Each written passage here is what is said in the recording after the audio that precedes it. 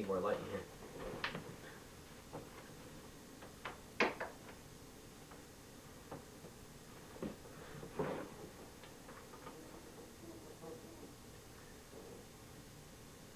This is what I wrote April 2nd, 1987, Thursday afternoon. I don't have much to write about, but I'm writing anyway.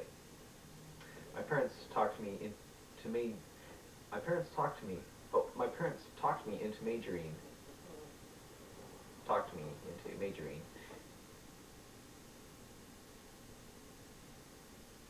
in religious studies, so I'll be attending Davis this fall.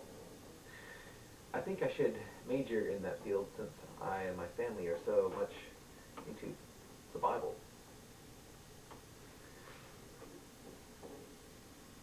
God has given us so much knowledge that not using it would probably be a crime.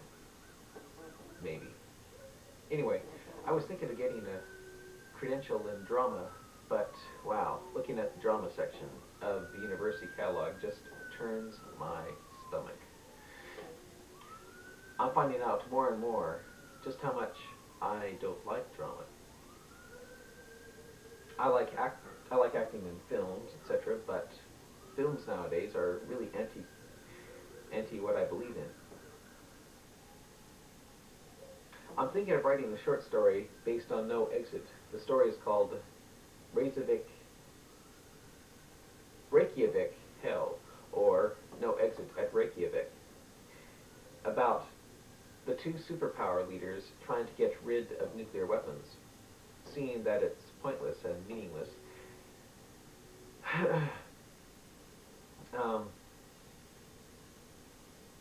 Realizing that the other isn't going to give in to the other, they start fighting it out until they end up threatening each other by squeezing their testicles. It's crude, I know, but who knows? It could be original. I don't know. I'm also thinking of writing another Newton book called Newton as a Man. Newton as a Man. This book would be completely different from everything that I had written on Newton earlier. What happens is Newton becomes a normal man. The universe is still after him. Well, a few people are still after Newton.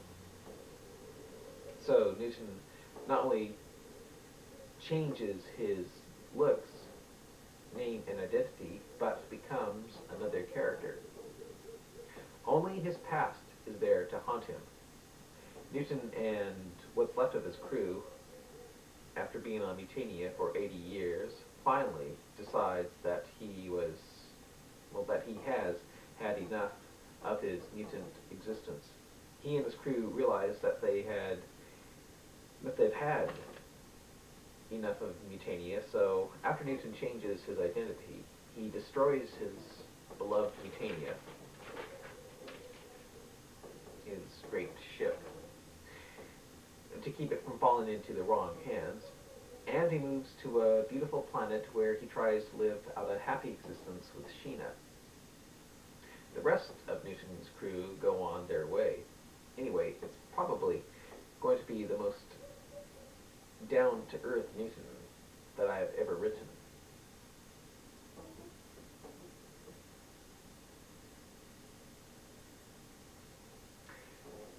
The big question will be, can Newton live a life of being a normal person without going insane from boredom?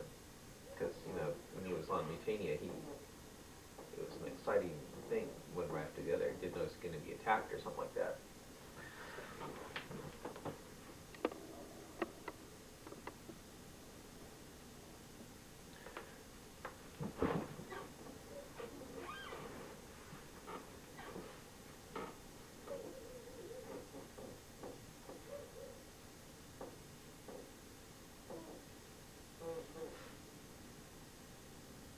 Anyway, I tried writing a book just like this book in the late 1970s called Newton's New Identity, about Newton living on a planet as a normal person with a different name, but it looked too boring, so I had Newton keep his mutantness. Over now, Bruce Ramsey. April 4th, 1987, Saturday night. Tonight. This is what I wrote tonight. You probably aren't going to believe this, but I was on nationwide TV. I was on nationwide radio today, talking to Hal Lindsey about Isaiah 57. I tried to tell him about walk-ins, but I think God doesn't want walk-ins spread around the idea of walk-ins. I mean, he doesn't want the idea of having demon-filled bodies walking around during this. He doesn't want the idea of having demon-filled bodies walking around during the tribulation, because instead I said, "What's Isaiah 57 mean?" It was something like that. I was saying, I read it to him, and I go, "Are you sure our bodies will still be here?" And he didn't. Hal Lindsey doesn't even think it has anything to do with the rapture. Grandma heard me on the radio and said, see, I told you this theory of yours is absurd." Well, it may be, but I still think the idea of walk-ins invading our bodies makes just as much sense as people disappearing. Even more sense. Because I can't picture a liberal atheist trying to chop my head off, but I can picture a walk-in, somebody being possessed doing it. What else? Well, it was kind of exciting being on radio for the first time. I wasn't bored, that's for sure. Over now, Bruce Ramsey. P.S. I brought home some baby silkworms, caterpillars from the school I work at, and they aren't doing very well. I think they are going to die. Not to die, but tomorrow.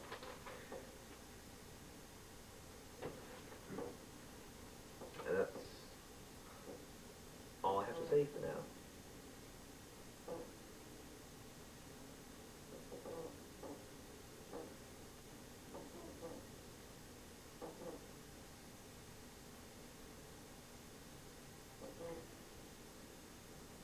Over and out.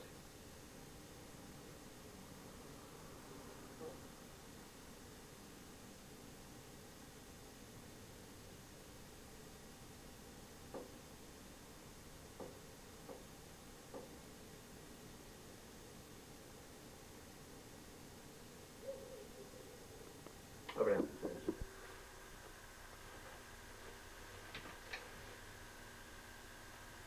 This is Bruce Ramsey. Today is April 18th, 1987. And I'll try to read this as fast as I can, since it's almost done.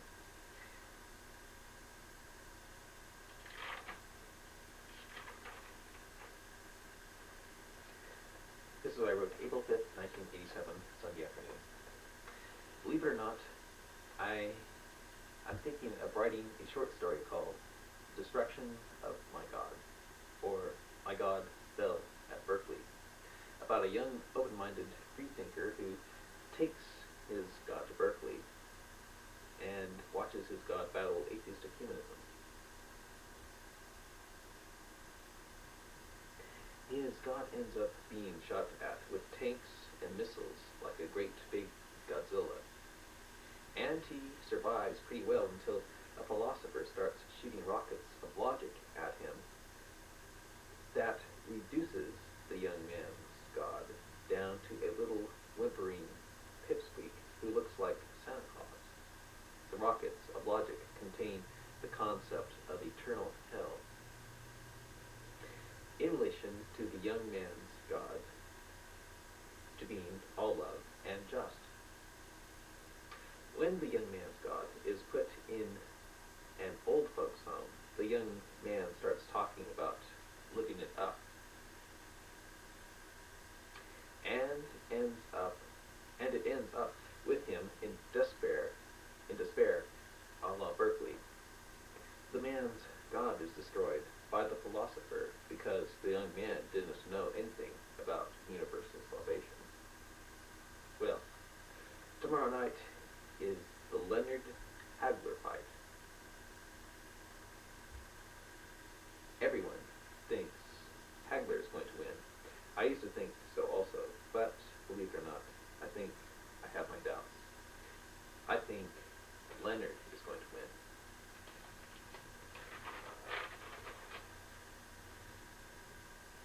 I think he'll win by going the distance with Hagler. Ray will stay away from Hagler and beat him by gaining points. It will also be a dull fight. Over now, Bruce Ramsey. P.S. But if Hagler connects, he will win. But I think Ray will win. April 7th, 1987, Tuesday evening. I had car trouble today, actually battery trouble. It looks like I'm going to have to get a new battery, maybe because today I became stranded at the Sutterville school. If it weren't for a friendly Persian and his girlfriend, who jump-started my battery, I would have been having more problems. I don't think I have seen the last of these battery problems. I should have taken the thing in today, but I didn't. I think subconsciously, I'm hoping that the car doesn't start in the morning, so I don't have to work tomorrow. I'm starting to get tired of what I'm doing. A lot. Believe it or not, I changed a shitty diaper today, and last Friday. It was the first time in my life. In fact, yeah, it was. Over now. April 8th, 1987, Wednesday afternoon. Guess what? I'm not going to work tomorrow, at least not at Sutterville. Today was my last day. They finally found someone to replace me. The teacher broke the news to me after the kids went home. Anyway, if you're wondering what I thought of that experience, well, this is what I have to say. It was okay. I did kind of enjoy it. I think the kids liked me. I think I'm going to miss them. I had fun patting them on the head and calling the black retarded girl, "You a whackhead." I tried to be good and entertaining to them as well as strict. I think I was more entertaining than strict. I don't know. I don't know if they'll miss me. They'll probably quickly forget me, being that they're retarded. I won't forget them. Anyway, what else? No battery problems. I was right. Sugar Ray won. Grandma bet me $1 that the other guy would win, and I won $1. The fight sounded exactly the way as I predicted it.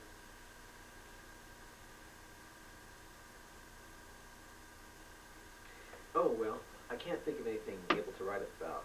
Oh, my Newton novel isn't that interesting. It's really kind of dull and depressing, and strongest criticism is, who cares? That's what I think of it so far. Hopefully, it will get better. I'm looking forward to me writing in Newton as a man. I'm looking forward to writing the novel Newton as a man. It'll be a lot more interesting than the 20th century, I think. Here's my answer.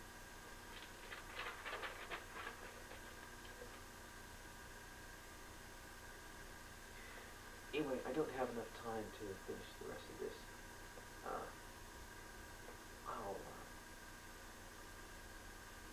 This will be continued in another tape because I'm running out of tape right now.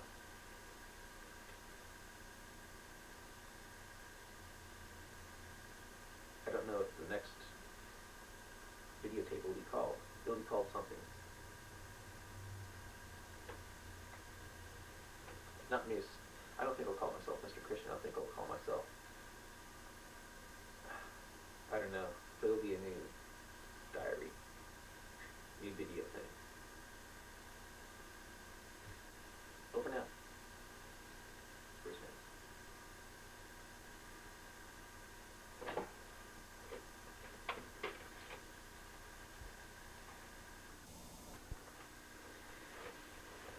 Well, what the heck, since there's really nothing to report about, I'll just tell you the names of the kids that I taught. Okay, these are the names of the retarded kids.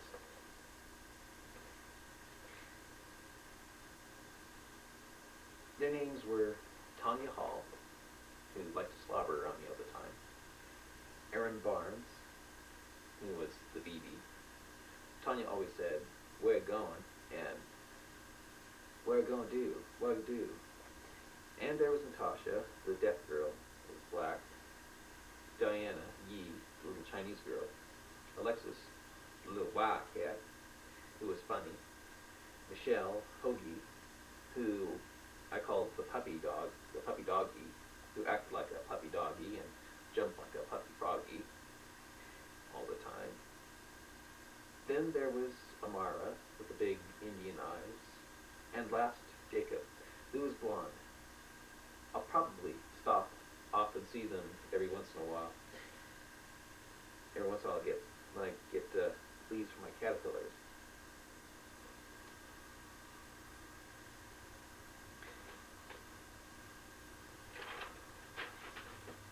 April 17th, 1987, Friday afternoon. I'm now writing on my bed in Susanville, trying to think of something interesting to write that might have happened. And I can't think of anything. I was on nationwide radio again last Saturday talking to Hal Lindsey, asking about Obadiah 4, about, "Though you build your nest among the stars, I will bring you down," that scripture, and how it has nothing to do with America and its space program. I just think Obadiah is talking about Edom. All my silkworms died, most due to drowning.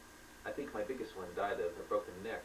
I picked him up and noticed green blood coming out of his little face. It was really tragic.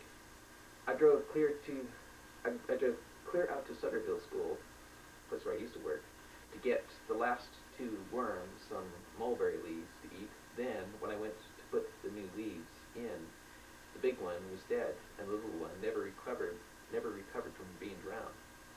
When I stopped in Westwood, I knew for sure that the big one was dead because he started changing color.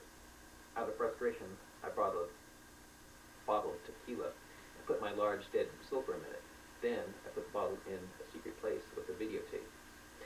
Maybe during the tribulation, some Mexican may come upon my dead pickled silkworm, will drink the entire tequila, get drunk, and eat it, thinking he was just about to down some